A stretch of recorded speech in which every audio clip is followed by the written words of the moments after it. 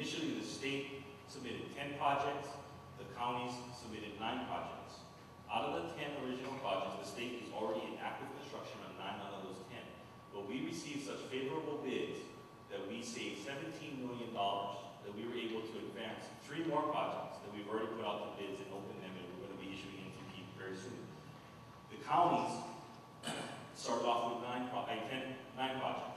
Maui County issued one of their projects. They came in with much more favorable bids as well, so they were able to add 1 more. So now the counties have a total of 10. City County has a bunch of projects. They're actually, you guys advertised a few of them already, right? Or all of them. They've advertised all of their bids. So a lot of the projects that Hawaii has put or has submitted are already going into construction. So we're pushing the schedule.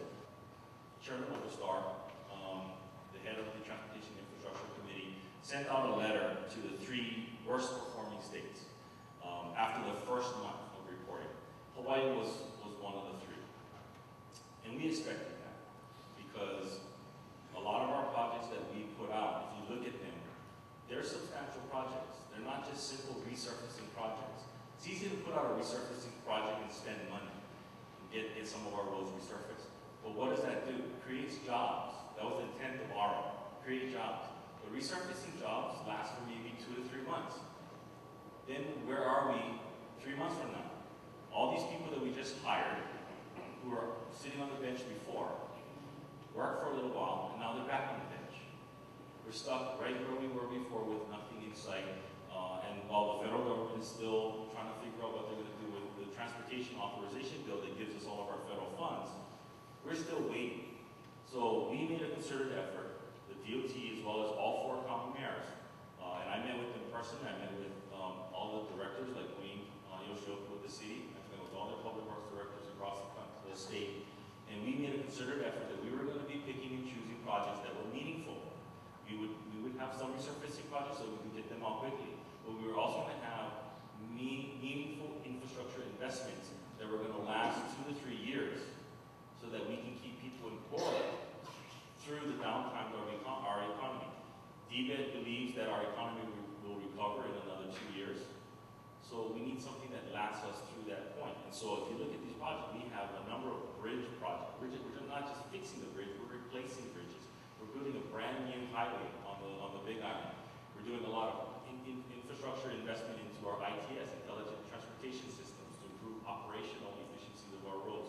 We're building a brand new bike path on Kauai. And so a lot of these projects were well thought out. And if you compare nationally, 49% of all ARA funds nationally were used for resurfacing projects. In Hawaii, our number is 16%. So we're not just investing on a short-term band-aid fix. We're looking at long-term investment to get us through these difficult times. And I think that's a much wiser investment of your money because you are paying for it.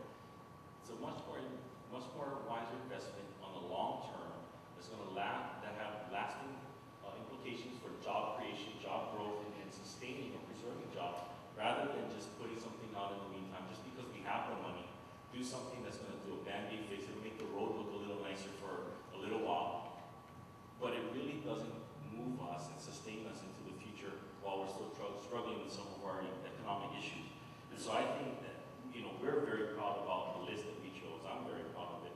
I am not afraid to tell people whenever I do have the opportunity that we are investing your money wisely. And so I hope that you find comfort in that. Some of the local issues right here, 2 of the main ones that Lynn raised with us. One is the suggestion of a contraflow out here on Jared White in order to help facilitate it. And I know the folks from Tripper is here and they're going to be talking a little bit about some of their plans. But basically the contraflow would not work. Contraflow would simply make it a bigger parking lot in the area. And that's not good for safety, and it's not good for the circulation of the area. And so contraflow simply would not work. There was also a suggestion about putting a double left turn at Mahioli, right up here. That might assist, because I know there's a lot of traffic that comes down here, and the reason why I'm familiar with it because your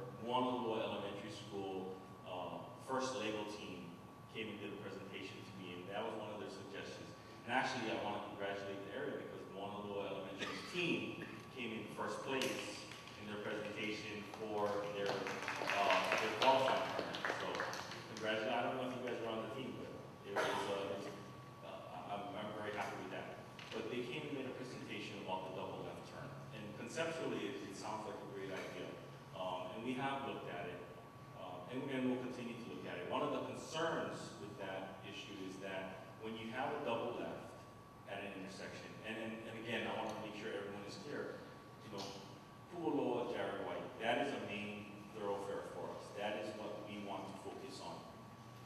Mahiole is a side street that accesses to the main street. We will always give preference to the main thoroughfare where all the bulk of the volume is. But, so with that in mind, when you think about doing a double left, the double left means now you have to have what's called a split phase traffic signal system. Meaning, if Mahiole from this side is going to be making the lefts, you then have to stop the traffic coming from the other side. I know it's very minimal traffic. I mean, I'm familiar with the area. Very little people come from there, from that side. But the fact of the matter is people still do.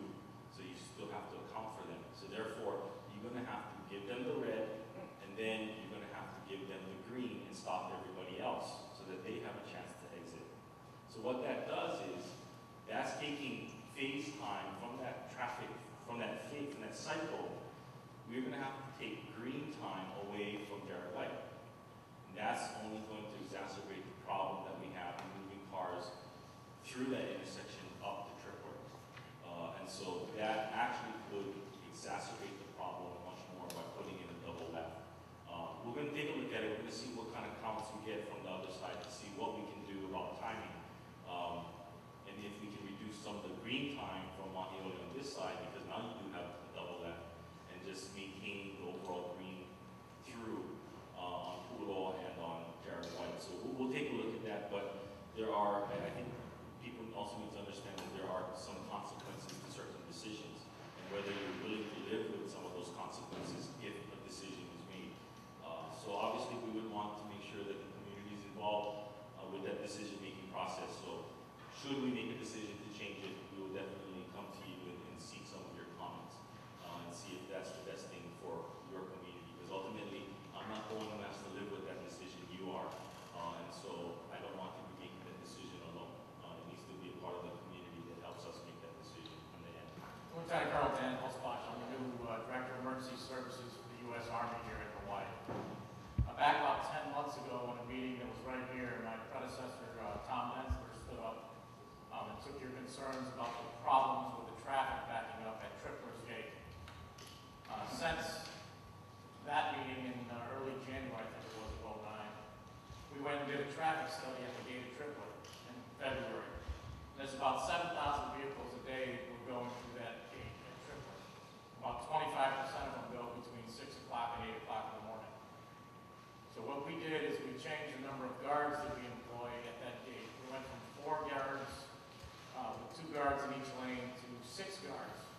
So we increased 50% our personnel, and that gave us about a 10% increase in throughput per hour.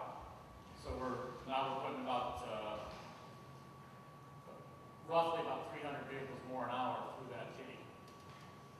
And what we've noticed after we changed the number of guards we have is the backup does not exist from the last stoplight until the gate of Tripler. The gate is moving quick enough that it clears out all the cars before the light changes. And then that last light will change and we'll get another group of cars. But then the second light down the hill is still red. And then the third light and the fourth light. The lights are not synchronized, so the traffic is not flowing smoothly up to the gate, because the gate can take a lot more traffic than it's taking right now. It leads back to what he was pointing out with the problems with the lights. You change one light too